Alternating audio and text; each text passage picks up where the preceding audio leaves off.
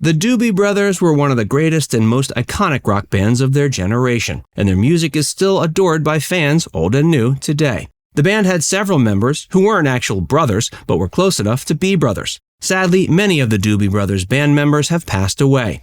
Let's learn about the Doobie Brothers Band member deaths that we're still sad about. Thanks to Rocket Money for sponsoring today's video. More about them later. John Hartman. John Hartman was born March 18, 1950, in Falls Church, Virginia. Not much is known about his early life, but it was clear he was born to be a musician, as he wasted no time in pursuing his interests. His instrument of choice was the drums, and he was one of the original founders of the Doobie Brothers and the first drummer for the band.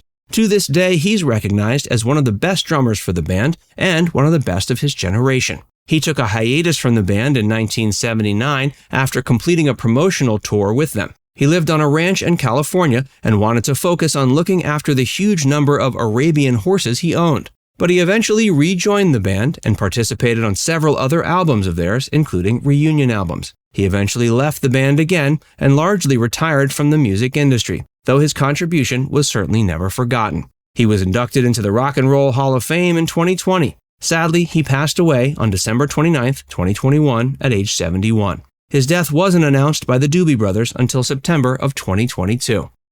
Before we tell you more, be sure to give this video a like and subscribe to Facts Verse if you haven't already. Michael Hossack. Michael Hossack was born in 1946 in Paterson, New Jersey. He developed a love for music at a very young age. He started playing drums as a Boy Scout and often played the instrument alongside other drummers. He served in the U.S. Navy during the Vietnam War. Upon returning from service, he initially decided to pursue a career in law enforcement. However, a friend convinced him to join a band called Morning Rain. He joined as a drummer and had a short-lived career with them. But this was enough for him to get attention from the Doobie Brothers. He joined the band as a drummer and worked on some of their best albums, such as The Captain and Me and What Were Once Vices Are Now Habits. After leaving the band, he mostly focused on working behind the scenes in music. He did rejoin the band to perform a series of concerts for raising funds for veteran causes. He died March 12, 2012, at the age of 65 in Wyoming. He was added to the Rock and Roll Hall of Fame in 2020. Like his predecessor, John Hartman, he became known as one of the most popular rock drummers of his generation. Keith Knudsen. Keith Knudsen was born February 18, 1948, in Le Mars, Iowa.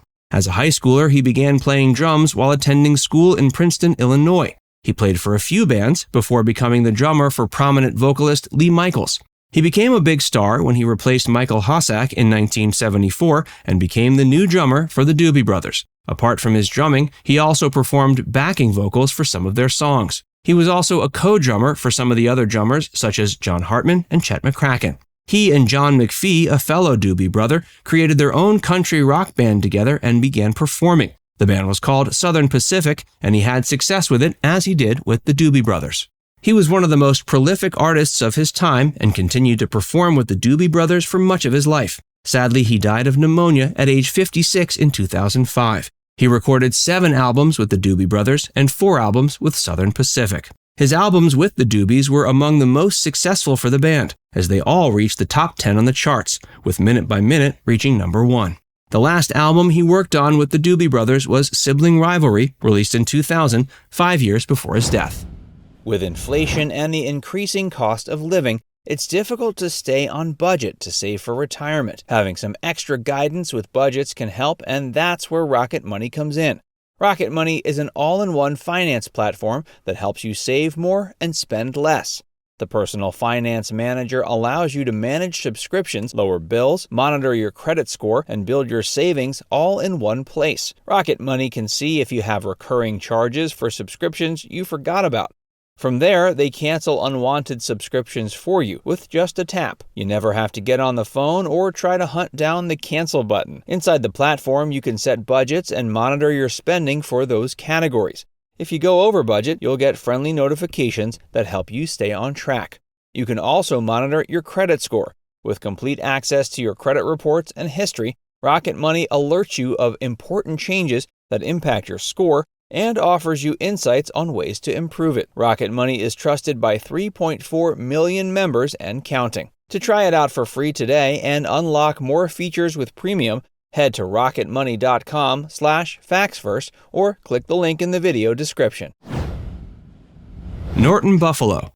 Philip Jackson was born September 28, 1951 in Oakland, California. While in his teens, he performed in a variety of bands and knew he wanted to become a professional musician. Soon enough, he became known by his popular stage name, Norton Buffalo. He eventually moved to San Francisco and performed with popular bands and artists like Elvin Bishop, Bill Kirchen, and Clover, among many others. He performed with many great bands and had notable success with the Steve Miller Band. He also had success with the Doobie Brothers, performing the harmonica on several of their songs. He was noted for his plethora of talents, being an expert harmonica player as well as a singer and songwriter. Apart from his extensive music career, he also had a short-lived but prominent movie career. He had cameo appearances in films like Heaven's Gate and The Rose. Along with Mike Hinton, he co-wrote the music for Eddie Macon's Run and Stacy's Nights. He died at age 58 on October 30th, 2009 in Paradise, California. Like many of his former Doobie Brothers Band members, his life was short, but his impact on music will last for several lifetimes. Cornelius Bumpus. Cornelius Bumpus was born May 7, 1945 in Dallas. He performed in a high school band playing the alto sax. He performed with his band Corny and the Corvettes and was a regular at school dances and local events. In 1966, he joined Bobby Freeman's band as a saxophonist, and this is what gave him a big break as a musician. He had much success with the band, but the opportunities that came after this stint are what defined his career. He performed as a saxophonist and organist with bands like Steely Dan and the Doobie Brothers. With the Doobies, he performed on the albums One Step Closer, Farewell Tour, Rockin' Down the Highway, The Wildlife Concert. With Steely Dan, he performed on their album Alive in America. He also released a solo album called A Clear View. He was recognized as one of the best saxophonists of his time and an artist who managed to work across genres with a variety of great bands. While on a flight from New York to California, sadly he suffered a heart attack. The plane made an emergency landing in Sioux City, Iowa. He died as the plane landed. He died on February 3, 2004 at age 58. Bobby Lakind. Robert J. Lakind was born November 3, 1945 in New York. He's remembered as a prominent conga player, vocalist, and songwriter. He originally worked as a roadie for the Doobie Brothers before becoming a brother himself. While the band members were relaxing, some of them noticed Bobby playing on the congas and took notice of his talent. He joined the band and added to their already enormous success. He performed with them on stage and on some of their albums.